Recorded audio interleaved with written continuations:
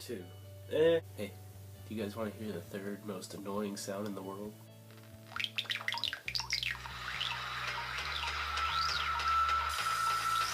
I don't even know.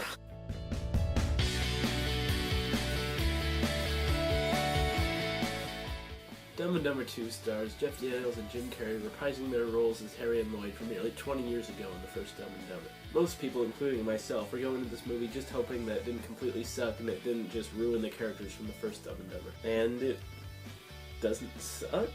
Jeff Daniels and Jim Carrey do a fantastic job reprising their roles as Harry and Lloyd. They were right back in it, you thought they'd never left. Those two were hilarious again working together, and they had me seriously at some points, busting my gut leaning over laughing. Now they're not the problem with this movie at all, because it's just them telling jokes. Like 75% of their jokes are really funny. Of course, the huge problem with Dumb and Dumber, because it's Dumb and Dumber, is of course the plot's gonna be stupid and not make sense. But in this one I thought it was even more weird and crazy, because they tried throwing twists and turns and making this kind of into a real movie, which I thought, why do you even have to go there? It's Dumb and Dumber. One of my other problems with this movie is I mentioned that 75% of the jokes are good. Well, the other 25% doesn't just completely fall flat. Some of them have you literally going, oh my gosh, this is not funny, this is gross, oh man, why am I here, why am I here? Yeah, I did that on a couple occasions. Also, the third act of this movie is really where jokes start to pitfall and just not work. The plot kicks in there with twist, twist, twist, twist, and it all just becomes a big mess. But the movie does set out what it accomplished, and that it makes you laugh and also makes you not lose respect for the character. The whole movie centers around them finding Harry's daughter, and once they do find her, it turns out that the actress they got to play her isn't funny at all. Like, everything she does is not funny. She doesn't fit in with them at all when she's interacting. She's Harry's daughter. You'd think she could be a little bit funny, but no, just nothing.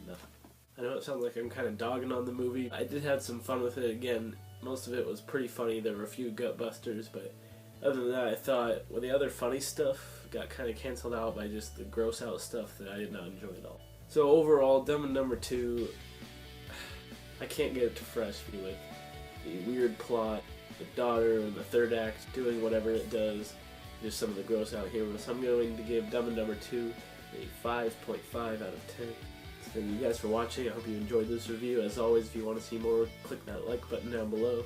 J&J Reviews. Couldn't get together. This video was actually supposed to go up a couple days ago, but I apologize. I've been really busy.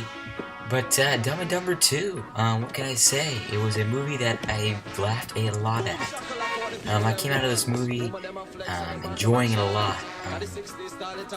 Actually made me just, continue laughing all the way home. This was a really, really funny film. A lot of jokes, as Jack noted, that kind of did fall short. But overall, this movie did a great job of, reminding us of the first film. I really enjoyed the first one. And this one was just as good as well. I really enjoyed it. This movie had kind of sort of a different plot to it. There's a lot of things that they try to add it, where they kind of made it into a movie. But overall, they did a good job of it. Overall, the main part of this film was to come in and just laugh. That's what they wanted you to do, is just come in and make you laugh, and they really did. First off, Jim Carrey does a terrific job. I think really didn't lose a lot at all. I think he's still very funny. And so is Jeff Daniels. He's really good as well. None of them really did a bad job at all. They both came up and did a really nice job. And yeah, I mean, I can't really say that neither of them did bad. There's also some great reflections from the first film. There's a lot of things that are brought back, which is nice to see. I like to see some things are brought back. And the good news is they weren't brought back to just be brought back. They were brought back as kind of short little cameos to add enjoyment, to remind you how good the first film was, and that was what really made me happy about it. The story is kind of weird, like I say. It's not my favorite, but it worked, like I say. They needed to find something, and I think they did a good job of finding something. And yeah, I mean, I think this is a good movie. It made me laugh, and it was well done. Overall, Dumb and Dumber 2 is a good movie. I really suggest probably waiting for Blu-ray on this one, as it's probably not quite a theater movie, and it's kind of been in for a while.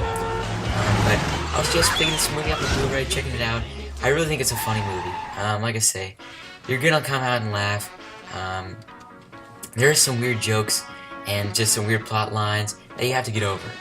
Without going into much detail, that's just you just kind of gotta accept it, because regardless, I came out and laughed at this movie, and I think you will too. So again, guys, hope you guys enjoyed.